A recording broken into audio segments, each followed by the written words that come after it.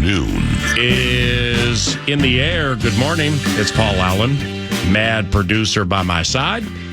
Welcome to FM 100.3 KFAN, and we're very happy now to chat with Rich Gannon, former Vikings quarterback, former Delaware Hen, went to the same high school in Philly as Kevin Stefanski, went to a Super Bowl. Game didn't necessarily go his way, but he also housed the 2002 NFL MVP award, and the MVP joins us now. What's going on there, brother? How you been?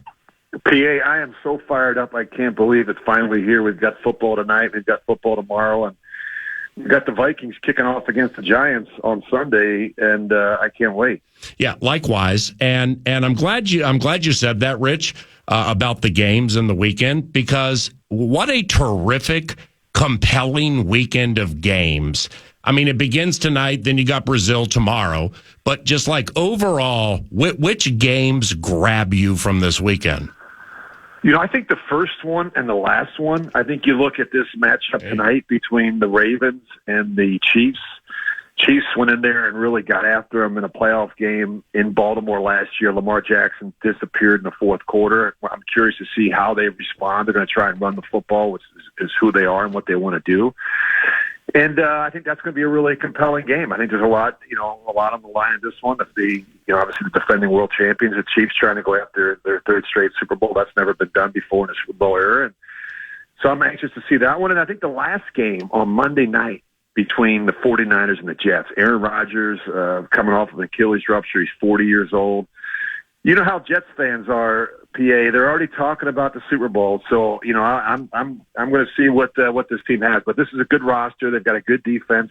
What held them back last year, obviously, was the quarterback position. But on the other side of it, the 49ers, Kyle Shanahan, they went to a Super Bowl last year. They've got a really good football team, and they've got a terrific young quarterback from just down the road at Iowa State in Brock Purdy. And I've been so impressed with his body of work through his first couple seasons. It's going to be interesting to see what happens with Purdy and his money, and McCaffrey and Fred Warner and Debo and Ayuk and Bosa and so on. When Brock's set to be paid, because I mean they're pulling every single purse string over there the right way. They haven't won a Super Bowl with it yet, but sooner or later, Peter is going to be paying the metaphorical Paul. You know what I mean? There's no question about it. I mean, I think a lot of us took a wait-and-see approach with Brock Purdy after that first season, filling in for Jimmy Garoppolo. But last season he came back, and his sophomore campaign was terrific. And, I've been around him a little bit. I've done some of their preseason games against the Raiders. I've been at practice and talked to Kyle Shanahan, talked to Mike Shanahan, who's around that team, John Lynch. They love everything about him. He's got so many of the qualities and the intangibles you'd love at that position. He's not 6'5". He's not 235 pounds. He doesn't throw the ball like, an Aaron Rodgers or, Patrick Mahomes, but he's just been so efficient. He understands the system so well. He makes good decisions, and he's a winner. I mean, there's a lot to like there when you really look under the hood at Brock Purdy. With Rich, with MVP Radio, Rich Gannon, a former Vikings quarterback, MVP following the 2002 season. The game tonight is, when I think about Baltimore and Kansas City, okay, first thing that comes to mind for me is Derrick Henry has joined the flock, the Ravens covenant, and Lamar can run too. Everybody in the world knows that. However, in a team's first game for the Chiefs, after winning a Super Bowl and raising a banner this evening, minds can wane a little bit. And I just wonder if Kansas City this evening is ready to tackle Derrick Henry when he's following that beefeater Patrick Ricard, who's fast. That's like 560 pounds of beef coming at you on a night you're raising a banner. You know what I mean? You know what's interesting, PA? You mentioned Patrick Ricard. He's one of my favorite players in the NFL. What an interesting story. He came out of the University of Maine. He was a black bear. And he played defensive line, and he was with the Ravens, in a mini camp. And, they didn't know if he'd make the team. And then they had him, go over and play some fullback and short yards and goal line situations. And now he spends, all of his time over there. He's a 305-pound, fullback, tight end, offensive guard that moves well, that can catch the ball in the flat, but he's a road grader. And you add that to what they have with Derrick Henry and a team that's committed to running the football, and that includes the quarterback. I mean, Lamar Jackson he can hurt you just as much with his feet as he can with his arms. So, if you're the Chiefs, this is one of those games where you have to bring your big boy pads. There's no fair dodging. This is Derrick Henry. What you want to do with Derrick Henry is you want to force him to make the first cut. You want to force him to have to put his foot in the ground and go east to west to line of scrimmage. He's not as effective. If he gets his shoulder squared in the line of scrimmage, and he gets a decent little gap, he's a handful to bring down in the open field. Rich Gannon, 9 to noon. It's 9:05. Good morning. Hardcore football. What's Harbaugh going to get out of the Chargers? If you look at his body of work, PA, he's had a lot of success in his first season, going back to the University of San Diego, going back to Stanford, going back to San Francisco 49ers, going back to Michigan. He knows how to change a culture and environment quickly. And, they lost a lot of pieces. I mean, the wide receiver position, tight end position, the running back position all looks different in Los Angeles. But the one constant is Justin Herbert. And I've done a lot of his games over the years. This guy is a good-looking prospect. I mean, he is 6'5". He's 235 pounds. He can sling it. He's tough. He's durable. He can move around. He can extend and create some plays with his legs. And you look at what he's done in his first. I mean, he's got almost 18,000 passing yards, and it's the most ever in the first 5 career seasons. So, he's been real productive, and they're going to be different. They're going to run the ball. They brought in Gus Edwards, J.K. Dobbins, Baltimore Raven guys. That's what they want to do. They want to smack it down your throat a little bit. And the other thing is, they got to do a better job protecting Justin Herbert. The offensive line protection hasn't been great.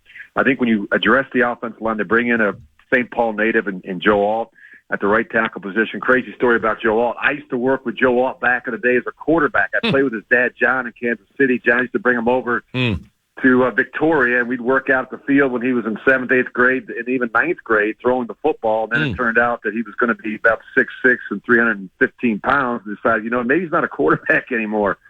But had a great career at Notre Dame. So I think that's a team to keep an eye on, particularly in the second half of the season. They got new coordinators, and I think this is a team that could be really good down the stretch. Now, your former team, the Vikings, are at MetLife in East Rutherford to take on the Giants, which means if you're thinking about like the adversary, okay, you can start with Dexter Lawrence, Brian Burns, somebody for whom they traded in March, and Kayvon Thibodeau. All right, but most of it always starts with Daniel Jones, and he's the quarterback. I mean, he tears that ACL last year, and you probably know this because I know you look at it every day. But he plays 6 games. How about this, man? He was sacked. His sack percentage was 15.8. Are you kidding me? A 15.8 sack percentage in 30 sacks in 6 games? That's unbelievable. If you think that's unbelievable, forget when he was in there. When the other guys were in there, it was even worse. They gave up 85 sacks last season. Oh, wow. Just by comparison, the next closest team were Washington and Carolina with 65. Wow. PA, we always talked about being in the teens. That was our goal, back in a 16-game regular season. So, I mean, low 20s, we throw the ball 500 times a season. But, 20s, okay, 30s, too many, 40s, 50s, you're really probably down the bottom of the league. You get into what Washington did last year, you get into Carolina, New York, you know what it's called? It's called coaching malpractice. You can't blame that all on the quarterback or the offensive line. Wow. And, they've had some issues with protection. They had some issues with their schemes, communication. It's been a train wreck. And in fairness to Daniel Jones, he's not Patrick Mahomes or Joe Burrow or, any of these guys, but he's a guy, he's a smart player. He's tough. He can run around. But they haven't really helped him, you know what I mean? And I'm not so sure they've done a great job of that this year. I think the protection is going to be a problem once again. I think it's an area where the Vikings will take advantage of. There's no question in my mind. Excuse me. No question in my mind the Vikings will get after this front and get good pressure on Daniel Jones, and that's the key to it. Right, but I mean, in fairness to Daboll now calling the plays, and you know better than anybody, week 1 can be such a coach's week, because what's new? Daboll calling plays. What's new? Shane Bowen is the defensive coordinator. What's new? Sam Darnold at quarterback, and so on. So coaches have more of an advantage, I've just learned, in a week like this compared to some other weeks. Now, with that said, you just know, Stephon Gilmore and Shaq Griffin, a couple of veteran corners for the Vikings. You know Daboll's going to dial up some plays with max protection where he's just going to make sure Gilmore and Griffin can run. And I think it's a fair way to go about it. But, they just got to be ready for this Malik Neighbors cat. Holy cow. He's a special player, and he's got what I would refer to as rare and unusual speed for the position. This is a guy that can really stretch the field vertically. They're obviously going to have some design plays to feature him, and I think you're right about some max protect, some 7 and 8 man protections, give Daniel Jones a chance to set his feet, throw the ball down the field. But they've got a lot of changes as well. They got a lot of new players up front, on that offensive line, Illuminor, Van Roten, Runyon. They've got a new running back, Devin Singletary. So to me, I don't like what I saw from the Giants in the preseason. I think Daniel Jones, I think he's a mid-range quarterback at best. Yeah. I just think that, I think that the Vikings, if they go in to take care of the football, to me, that's the whole key. We could talk about the Giants' offense. We could talk about Burns and Dexter Lawrence and Thibodeau and all those guys. At the end of the day, if the Vikings focus on themselves and do what they have to do, there's enough talent around Sam Darnold. Aaron Jones, I've always admired his body of work in Green Bay, not only in terms of the running game, but the passing game. Justin Jefferson, Jordan Addison. This is a good team. And I think their strength of the team right now, PA, without question, to me, is the defense. I think the defense has to carry the load a little bit here the first couple weeks of the season. And this is a good group. I think Stephon Gilmore coming over is significant in terms of his experience, what he brings to the mix in terms of his ability to play off, to play man, to press, to jam, to tackle. And I think, you look at Dallas Turner. I think he's going to get some reps. I think you look at, Jonathan Grenard. This is a good group that can get some pressure on the quarterback, that can stop the run. And I just think that the Vikings go in there and take care of it. Well, the other thing is Sam Darnold has got some experience playing in the stadium. That's where he started his career. And he has to understand that the best thing he can do is just make good decisions. Just take care of the football. Punting every once in a while, not the end of the world. What we can't do is go into New York and turn the ball over and give this group a chance, to make plays. But I really feel good about the Vikings this week. Time for two more. With the former MVP Rich Gannon, nice enough to start at 9 to noon, the day the NFL cracks open with Baltimore and Kansas City tonight. Now, Rich, what will we see from Green Bay in the Brazil game tomorrow night? I think much of what we saw in the second half of the season. I was down there at their training camp a couple weeks ago, and I will say this about Jordan Love. He's bigger and stronger than I saw him the year before. He has spent a lot of time this offseason in the weight room. This kid can whip the ball around. Josh Jacobs, I think, is really going to help them. PA. He brings a physical toughness to that offense in terms of his running style downhill between the tackles. Kind of a bruising power back that has good hands. That's really a good screen runner. And I think those young receivers and tight ends, will be a year better. But they've got a new defensive coordinator. Jeff Hafley comes over from Boston College. I think that that's going to be a good matchup between the Eagles and the Packers. I kind of like the Eagles. I think the Eagles have the better line play on both sides of the ball. And but we'll see how it goes. But I think the Packers are going to have a solid season. A lot of talk about who's the best team in the division. Is it the Packers? Is it the Lions? I wouldn't count out the Vikings. I think it really depends upon what we can get out of Sam Darnold. I was one of those quarterbacks that spent some time with different teams, and now, he's been around. He was in New York, he was in Carolina, he spent last year in San Francisco, which I think was a good year, a good experience for him to be with Brian Griese, the quarterback coach, and Kyle Shanahan, and watch Brock Purdy. he's with a really good and patient play caller in Kevin O'Connell, a guy that's played the position, can coach the position, sees the game through the eyes of the quarterback. I think this is a good situation for Sam Darnold. Heck, I'd love to be in this situation if I were Sam Darnold. You got a good football team around you. You know what I mean? You don't have to go out and throw for 350 yards and 4 touchdowns each week. Right. Just go out and make great decisions and take care of the football, and you have a chance to win each week, I promise you. All right, lastly, MVP, you mentioned the Lions. McVay at Detroit is sneaky. All right, so hear me out on this. No Aaron Donald. They got beat by the Lions last year. Look, I mean, this just looks too easy for the Lions. I kind of love McVay in this spot. What about you? You know, the Lions are a good football team, and Sean McVay is a really good play caller, and, you know, he's got a really good quarterback. He's got 2 really good receivers in Puka Nacua and Cooper Kupp, and a good tight end in Higbee. So, you know, I think they'll match them in terms of, I think they'll be able to keep pace with the scoring. My question is who has the better defense? And, you know, I think the Lions have improved over the last 3 years. They were unwatchable 3 years ago. They've gotten better on that side of the ball. But, you know, I think the difference in this one maybe is the Lions' ability to run it. You know, I love David Montgomery and Jahmyr Gibbs. I think it's a great 1-2 punch. The one thing about Jared Goff, PA, no one talks about, this guy's a tough dude. You know, we don't think about him. We talk about the top quarterbacks in the game. This guy has been really productive the last couple seasons in Detroit. They've got a lot of playmakers on the perimeter and 2 good running backs. I'd give a slight edge to the Lions against the Rams. You're fantastic. Enjoy the weekend, and we'll talk soon, all right?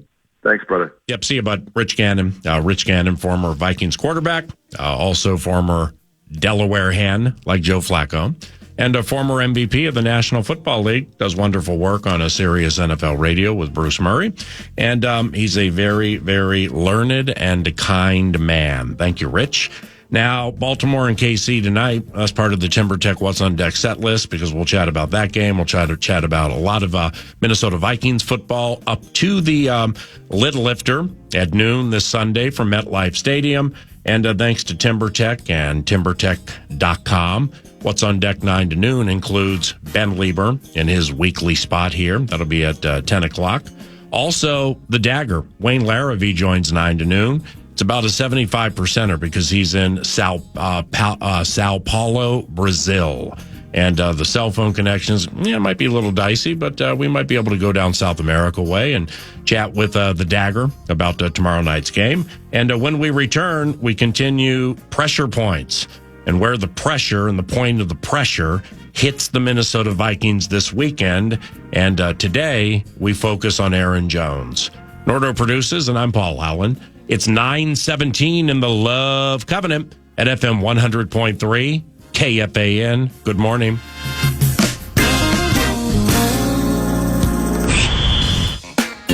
Today's pressure point as we welcome you back to 9 to noon. Quite excited for the Ravens and Chiefs tonight, the Packers and Eagles tomorrow, and then the Vikings and Giants on KFAN at noon on Sunday, pregame with Muss at 10 a.m.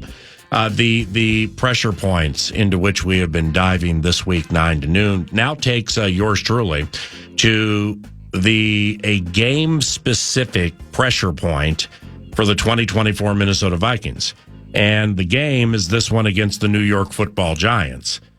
Now why do people, and why have people over the course of time called the Giants the New York Football Giants? It's because there used to be a New York Giants baseball team, and then they subsequently moved to San Francisco. So whether it was radio or television or print or whatever, defining the sports teams, they would say New York Football Giants, New York Baseball Giants. So that's why you will hear me and some other people say New York Football Giants. So some age-old nicknames for this football immortality squad, the Giants, also include Big Blue Wrecking Crew and, of course, the New York Football Giants. Kevin O'Connell's offense can be a wrecking crew in this game, and specifically in this game, securing the football obviously is important, and it's a pressure point, and it's a point of emphasis for the football team. But unveiling your brand new shiny toy in running back Aaron Jones, that takes place this weekend. Because the last time Aaron played the Green Bay Packers were getting bounced from the playoffs on that Jordan Love L to Dre Greenlaw. But in 5 games up to it, 5-ish games up to it, Showtime, and that's his nickname, the man they call Showtime, basically put the organization on his back and carried them through certain situations. Now, so Aaron basically was kicked to the curb, and they bring in Josh Jacobs. All right, they're cool with Josh. We're cool with Aaron. But see, with Aaron Jones, the more I watch him, and the more I watch him behind the scenes and just not in calling Vikings-Packers games or watching a Packers game, I've said this before, I just had no idea how fast he was. I mean, he's lickety-split. He's faster than Dalvin, specifically in taking the ball between the tackles and popping that thing, and then with a jump cut, like Dalvin is thicker in the upper body than Aaron. Dalvin's fast, don't get me wrong. Aaron's faster in quick twitch fashion when he gets the ball. And I'm not going to say he can or can't take hits that Dalvin Cook can or can't take, but they're just built differently. And Dalvin had more of a steady, slow roll, plant, put the pedal to the metal, then you're in trouble. It's all 10 of 10 with this Aaron Jones speed. And in thinking about this particular game and what the new coordinator for the Giants, Shane Bowen, who spent 3 years with the Tennessee Titans, what the Titans were here for joint practices last season. So during the joint practices, Bowen saw O'Connell and Cousins and Jefferson and Addison and Hawkinson, the whole thing. Just throw it up there 80% of the time. Does he expect that to be the bill of fare? Because I've just learned over the years, when you are facing a team that is quite bullish on its pass rush. Now, KFAN Thibodeau, I thought he was like 4th in Associated Press Defensive Rookie of the Year voting a couple of years ago, so he came on a little bit late. Super fast, super athletic KFAN Thibodeau. But he just didn't really pop that season and open eyes. Well, last year he had 11.5 sacks and a bunch of forced fumbles. And so KFAN started to come together like the good ones do. All right, so you got KFAN Thibodeau. You got the monster in the middle, Dexter Lawrence. He's unbelievable. And he's wrecked games against the Vikings before. And they traded for Brian Burns, who spent the first 5 years of his career with Carolina. He has like 46 sacks during his career, something like that. And also has a fumble recovery touchdown. Brian has juice to him. And this is the first game, and they're all fresh. So they're quite bullish on the pass rush that they're going to be bringing. I've learned over the years, you can neutralize a good pass rush by consistently running at a very good pass rush. So Aaron Jones is the name, and speed is the game. Jefferson just got paid. They probably know the Vikings like the new quarterback, Darnold, more than people may think, and they're going to plan for Addison. This is the same Titans who were here for a couple of joints, led by Shane Bowen, then their defensive coordinator, now with the Giants, and I just wonder how seriously or how significantly Bowen is going to take the running game for the Vikings. How much is he going to respect that? Because now we got a lot of past performances for O'Connell's play calling over the years, and he likes to throw.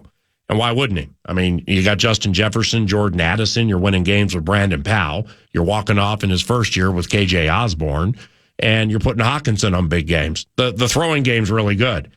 But I think the key to winning this game from an offensive standpoint is putting Aaron Jones on a big game and starting Aaron Jones right out of the gate. That with Burns and Thibodeau and Lawrence to a certain extent, you're not going to fire off the ball to kill the quarterback the way you think you are, because whether it's draws, whether it's swing passes, whether or whatever it is with Aaron Jones, is having him identify what type of running game you're going to have and when you're going to use it against specific teams, I think that's very, very important this weekend. You move Dexter with a double and make them catch this blur. I'm telling you, Aaron Jones is fast. Run Aaron on the edge. Make sure these no-name corners can tackle. The Cordale Flott I remember from the postseason a couple years ago is like tackling ain't his thing. All right. Well, now they got a Maryland rookie, or they have a Kentucky rookie, and Deonte Banks is in his second year from Maryland. Do they want to tackle? And that's where I would put the pressure first, because you relieve the pressure of the passing game by running a man who carried Green Bay to and through the postseason. Make these corners tackle. Have the edge rushers a half step slow because you might run. And I'm putting Jones on a big one this Sunday and in this particular game, relieving the pressure point that is a new quarterback and opening things for Jefferson to potentially shake some doubles. We'll see how it shakes out. Super Bowl, homeboy. Vikes Bites. Beautiful day for Vikes Bites. And Vikes Bites is always presented by Thousand Hills Lifetime Grazed Grass-Fed Beef. You can go to thousandhillslifetimegrazed.com and you can learn more about regenerative agriculture. You've heard those spots with Lieber. And you can get a box of meat showing up at your doorstep. That's awesome. Or you can go to your local Coburn's, your local Co-op's location. Your favorite college players in maroon and gold. Guess what? They're eating Thousand Hills. How about that? They love keeping the good local athletes local. Thousand Hills. We're going to start with some audio from yesterday, PA. Kevin O'Connell addressing the media. Here he is announcing your 2024 Vikings team captains. You guys don't mind to just announce our 2024 team captains voted on by the players. We've got Harrison Smith, Josh Metellus, and Harrison Phillips on the defensive side. Justin Jefferson, Sam Darnold, Brian O'Neill, C.J. Ham on the offensive side, and then Andrew DePaula for the special teams unit. Andrew DePaula. Well, how about Sam Darnold being one of those captains? Here's what he had to say about it yesterday. It's an honor. Anytime you can be named a captain by a group of guys like the group that we have in our locker room, it means a ton for me. And more from Darnold? It's easy when you can just be yourself. And this group in the locker room makes it really easy for me to just continue to be myself every single day. No one's going to ask me or anyone else in there to be anything other than that. And I think that's the special part about this group. And again, like I said, very honored to be named a captain here. Hey, PA, whether it's Caleb Williams being named a captain as a rookie in Chicago or it's Sam Darnold, not a rookie but a newcomer, my curiosity is simply, what does that role entail to their teammates in the locker room, being a captain? It's wearing the C. And in hockey, you'll hear that a lot more than in other sports, the honor of wearing the C. But it really depends on the individual and how they appreciate it. And I've shared this story before, but a couple of years ago, Josh Metellus was given the C before a game against the Chicago Bears. And he was moved by it all week. The honor that here I am, the Swiss Army knife from Michigan. They ain't giving me a chance on defense. So I'm going to try to rule the roost in special teams and like captain up or be a player coach with everybody who may be struggling with their lot in life on special teams. So the leadership part was big for Metellus. Well, when O'Connell granted him that C, it was a moving moment for Josh Metellus. You just heard Sam say it's an honor. When you have a cultural melting pot and you have 53 active, then you have the practice squad. It's being a captain of certain, being a captain on a team and being a captain within offense, defense, or special teams is a great honor. And some people overthink it. Some people think, now I'm a captain, I got to do this. Now I'm a captain, now I can say this. No, you're a captain because you earned the right to be a captain. It's not what you're going to do after your captaincy. Just keep doing what you're doing now.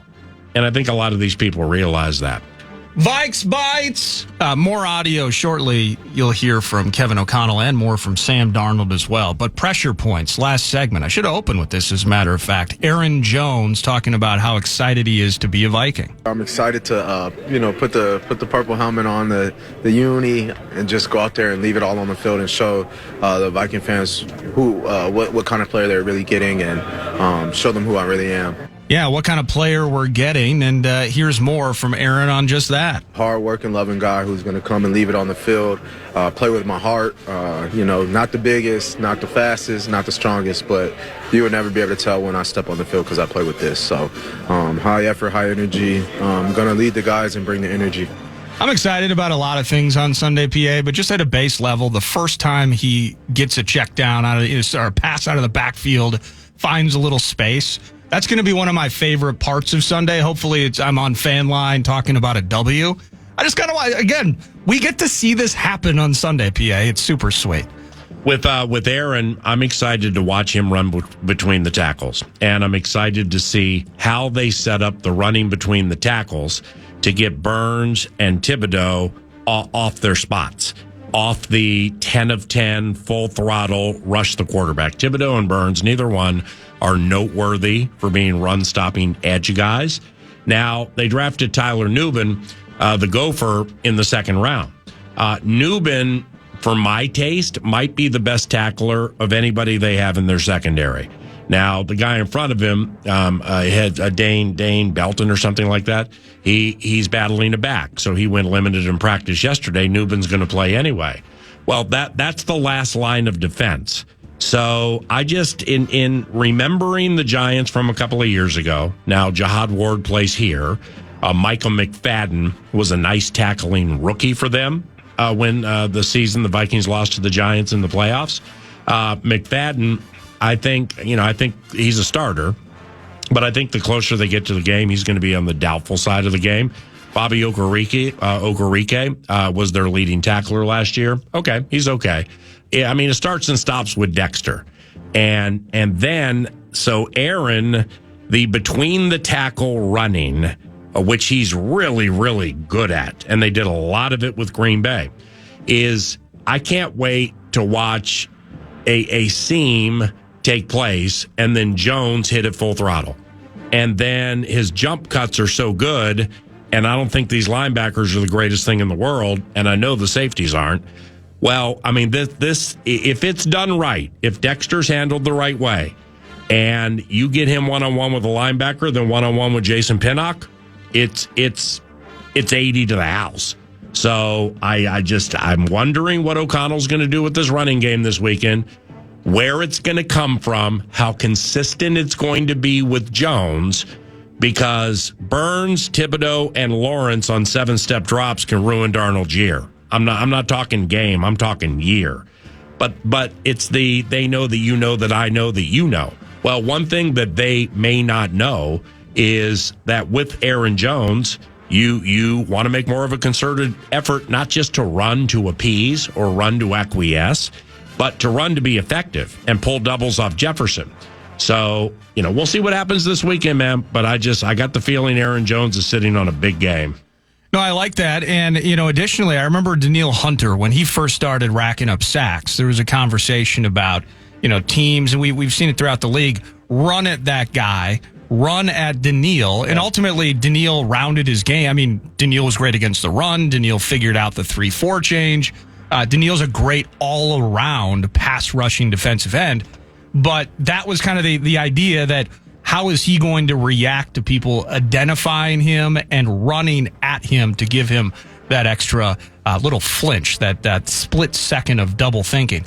More from Kevin O'Connell specifically about the Giants defense. And, hey, Alec Lewis, he asked a question. Can you describe the challenge that this front presents? Yeah, I mean, they go out and add, another premier edge player. Got a ton of respect for Burns, and then knowing Thibodeau on the other side has been a player that's really just continues to ascend, and you can see it all over the tape of his first round ability and what he's kind of grown into. There's no question, their defense is very strong on the front, and you have to, when you mention those two guys, you have to mention Lawrence in the middle. Going back a couple years ago, just remember how much of an impact he was, and I think their linebackers are really good, and I think they, have a really versatile secondary to play a lot of different ways and coverages. So it really all works together.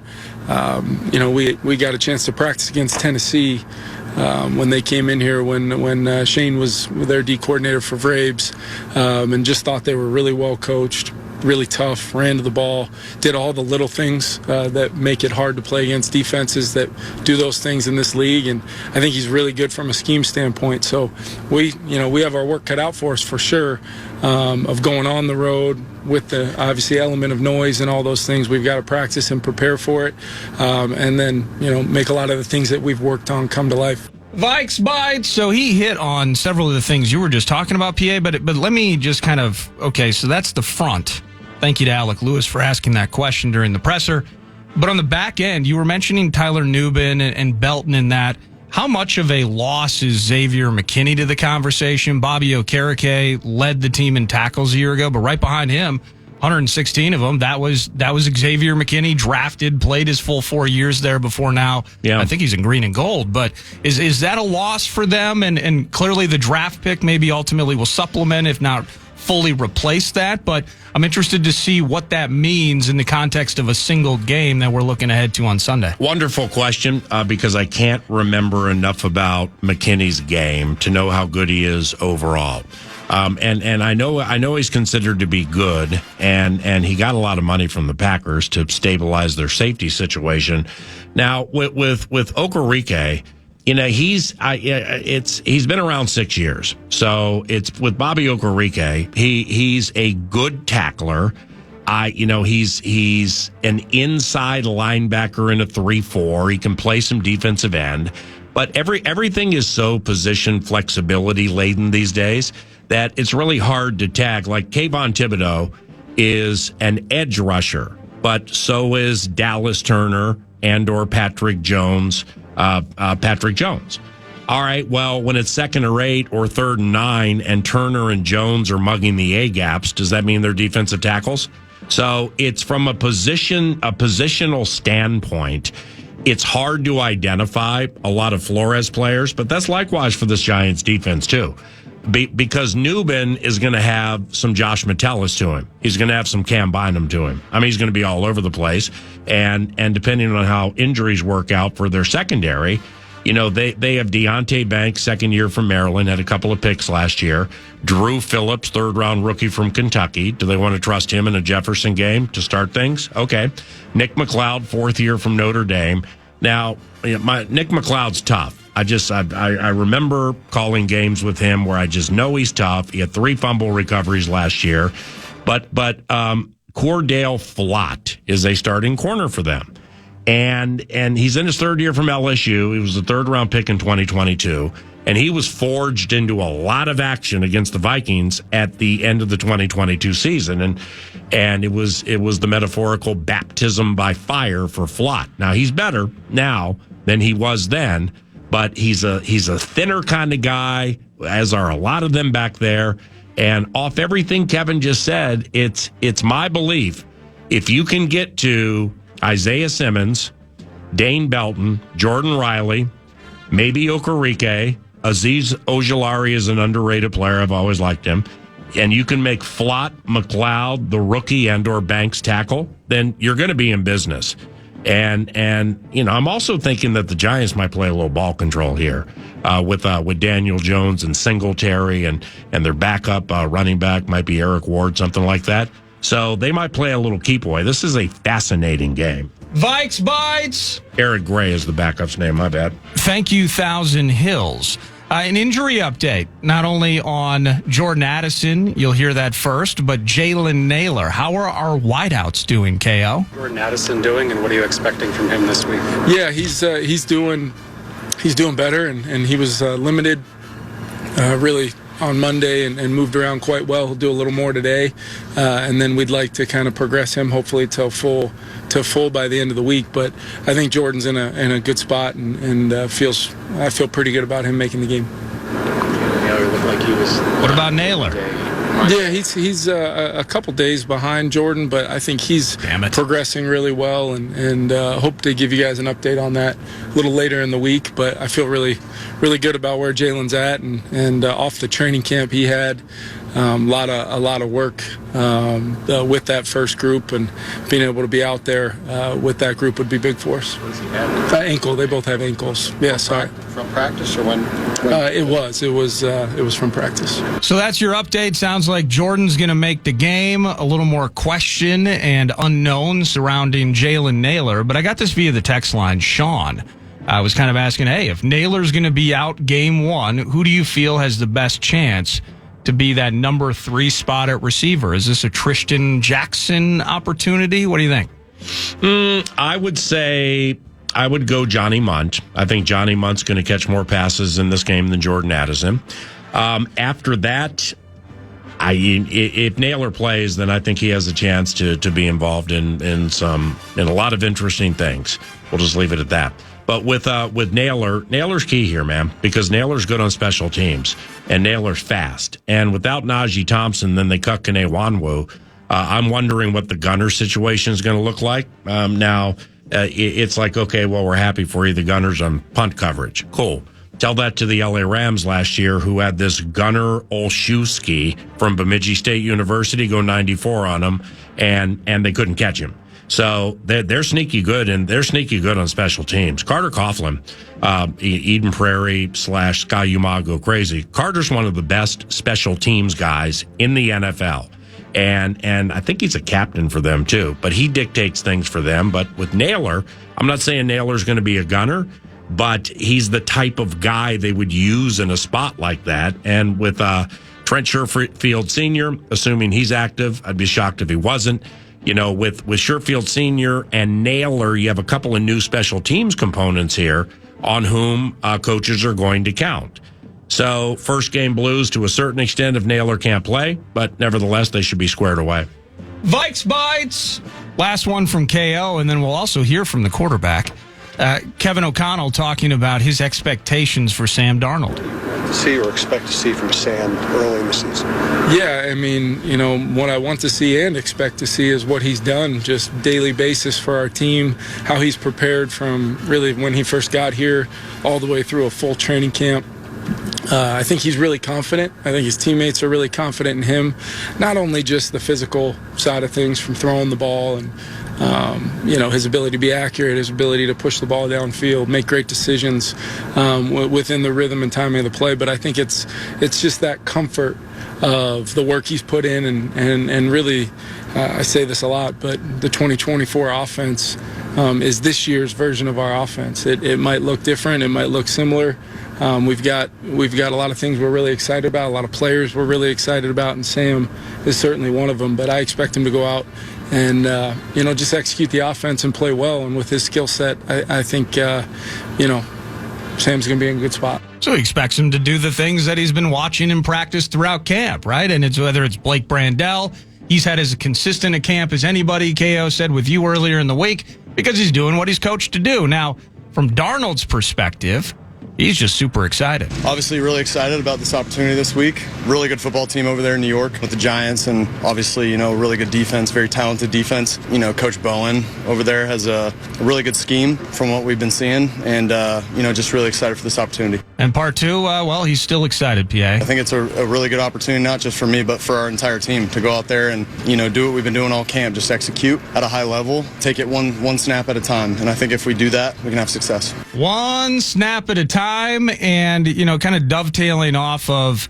the expectations piece for Sam Darnold and the Aaron Jones conversation. Those go together like bread and butter in this case, because the idea is to be a balanced offense, right, Sam? Obviously, you'd like to be balanced. I think that's the number one goal as an offense, is to always be balanced. But if the game takes us another direction, that's what happens sometimes. And you know, we'll be ready for whatever happens out there. And we're ready as we view it. You'll be calling the game. I'll be back here in Minnesota rooting for my favorite team. Is there one particular thing as we get closer to Sunday that you need to or just really want to see from Sam that speaks to expectations being fulfilled whether it's the balance side of that offense, the execution, all of that. Is there one particular thing that you can walk out of New York with and say, damn, that's good. That's a good omen moving forward in 2024? The low hanger would be no turnovers. So that is the answer. I mean, it's a cliched answer, but it matters just so much. But a little bit under the radar is I want to see Sam put Jordan Addison on some good stuff. Because Jordan, and a fair amount of it his own doing. But Jordan's has a little bit of a bad run here. And, you get all excited for the joint practices against Cleveland, and then 5 minutes into it, you've messed up your ankle and you can't practice. And then now you can't play in the games. I mean, Jordan's been on a little bit of a bad run here. And I'd like to see Jordan experience some happiness and some exaltation with his chosen profession. And Sam can play into that a lot because they're going to double 18. Everybody in the world should know it, but everybody in the world knows it. They're going to double 18. They're not going to let him ruin the game. Thus, I'm putting Aaron on a big game, and I think Munt is going to catch a fair amount of passes, given it's a matchup-specific league, like Sam just said. And there are some games that it makes sense to run more than you throw in certain situations. This would be one of them, in my opinion, specifically early in the game to neutralize Dexter, Thibodeau, and Brian Burns. And Bowen likes to blitz. Bowen likes to blitz his corners too. Now I'm not road enough on the blitzing wherewithal of Giants corners to know if they're good or if they're bad or whatever the analytics would speak. Wasn't that a Wink Martindale thing too when he was there a couple of years ago? Like he was open to sending the house at any time. Big time. Now they had Adoree Jackson. He was awful last year from what I understand. And they just re-signed him. I can't see Adoree Jackson playing in this game. If he does, he does. But Adoree is fast off the edge. I do remember that. But finally here, outside of Sam, Jihad Ward, all right, is a former Giant.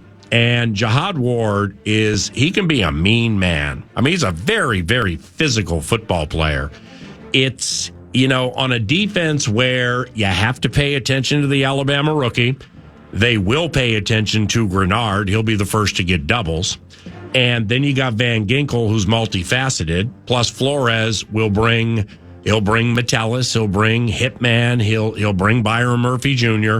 So, that whole thing against Dayball and playing quick ball or trying to run it a lot with Singletary to slow the Vikings blitz and keep the offense and Jefferson off the field, that all makes sense. I just think this is a Jihad Ward game, and I think he's going to play more than people think. And Jihad has juice. I mean, he's not going to be a free agent. He's in like his 9th year or something, but he's not going to be a free agent if there's juice or not, some type of symbolic wart with the way he plays. He wouldn't have been available. But when engaged and when the situation is right, Jihad Ward will bust you up. And he did that in the playoff game to the Vikings a couple of years ago. So Jihad Ward is another sneaky one I'm going to be watching this weekend, assuming the Minnesota Vikings. I think they're favored in the game, and I think the Vikings are going to win this game this weekend. A 1.5, yeah. I think the Vikings will start victorious against the Giants. What does Ben Lieber think? Let's find out next on KFAN.